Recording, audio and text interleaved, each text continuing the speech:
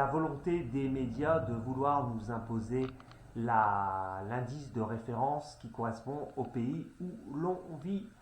Et c'est aussi d'autant plus normal quelque part puisque automatiquement, quel que soit le pays où l'on vit, développé ou non, on est plus au fait de l'économie des principales entreprises qui composent la vie, l'activité du pays concerné, plutôt qu'un indice ou alors un certain nombre de valeurs qui sont à des milliers de kilomètres d'où l'on vit.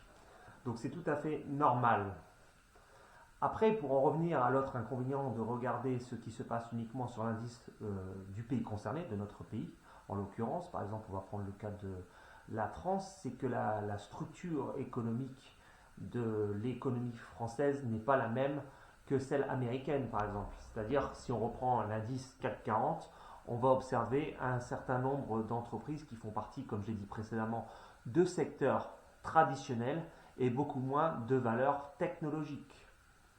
Tout ça pour dire que chaque pays a une structure d'entreprise différente et cette structure d'entreprise ne correspond pas à la réalité d'un autre pays, c'est bien normal. Par exemple, si on reprend le cas de la France, vous vous doutez bien que le pourcentage d'actifs travaillant dans le secteur secondaire, le secteur industriel, va différer totalement du pourcentage d'actifs travaillant dans le secteur industriel en Allemagne. Donc automatiquement, en Allemagne, vous allez retrouver une part de l'industrie dans les plus grandes valeurs beaucoup plus importante que la France. C'est du bon sens. Ensuite, une erreur commune sur tous les indices, c'est de penser que l'indice est réparti à part égale en pourcentage d'entreprises. C'est évidemment une erreur. Lorsqu'on prend un indice, et quel que soit l'indice, que ce soit un indice français, européen, mondial, américain, les premières lignes de l'indice représentent une capitalisation plus importante et un pourcentage de l'indice plus important. Par exemple, si on prend le cas du CAC 40, aujourd'hui, l'indice de la valeur totale est vraisemblablement supérieur à celui de Sanofi. C'est-à-dire que la part de Total dans l'indice CAC 40 est supérieure à celle de Sanofi. Et ceci, c'est bien normal en fait, puisque un indice ne travaille jamais en parts équivalentes. L'erreur de croire par exemple que le CAC 40 est composé de 40 valeurs et que ces 40 valeurs se répartissent à poids égal en pourcentage dans l'indice, c'est aussi quelque chose de faux. Voilà.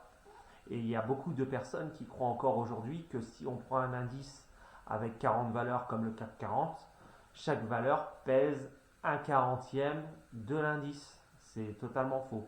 Mais je reviendrai sur ces aspects sur une vidéo ou une série de vidéos qui sont vraiment concentrées sur la composition des indices par secteur et par pourcentage. Donc voilà, l'objet de cette vidéo est de dire qu'aujourd'hui, à partir d'aujourd'hui, je vous demanderai de suivre un indice large. Et l'indice le plus représentatif est selon moi et selon aussi beaucoup d'experts en bourse, le MSCI World ACWI ou MSCI ACWI, ACWI. Donc maintenant, essayez de regarder, quand vous regardez la bourse, cet indice. Donc vous pouvez le retrouver facilement sur Google en tapant le nom de l'indice ou en tapant par exemple le nom d'un tracker, un ETF affilié à l'indice, c'est-à-dire la marque du tracker et derrière l'inscription de l'indice, et vous allez avoir son cours. Voilà. Et vous allez remarquer automatiquement que les performances passées actuelles de cet indice sont totalement différentes du CAC 40 pour la France. Et c'est normal, puisqu'on n'est pas du tout sur la même structure économique, on n'est pas du tout sur le même poids d'indice. Je disais tout à l'heure que le CAC 40 reflétait 3% de la capitalisation mondiale. Si on prend l'indice MSCI ACWI, on va être à peu près sur 85%.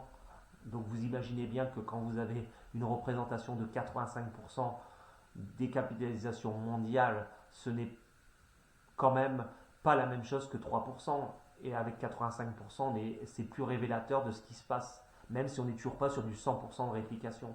Car comme je l'ai dit précédemment, 100% c'est introuvable. Aujourd'hui, il n'y a aucun indice qui fait 100% des capitalisations. Tout simplement déjà parce que ces indices-là, ça va être des grandes capitalisations Et comme son nom l'indique, on ne va pas prendre en compte les moyennes capitalisations, c'est-à-dire les entreprises plus petites, déjà importantes mais plus petites, ni ce qu'on appelle les small cap, en anglais les petites capitalisations. Donc ça va être très compliqué de trouver un indice qui répond à tout. L'indice le plus connu mondial est le MSCI World. Souvent on prend le MSCI World, ce qui est déjà une très bonne base par rapport au CAC 40. La plupart des gens vont vous dire je prends le MSCI World. Mais vraiment, si on ajoute le MSCI World Acquis, c'est-à-dire qu'on grosso modo on prend l'indice MSCI World et on ajoute les pays émergents qui composent cet indice et la capitalisation, automatiquement, on va déjà encore avoir quelque chose de plus affiné que le MSCI World. C'est bien normal.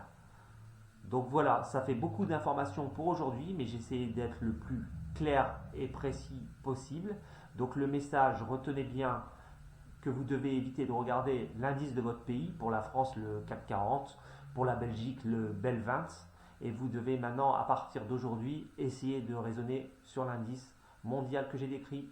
C'est tout pour aujourd'hui, à bientôt pour une nouvelle vidéo. Ciao!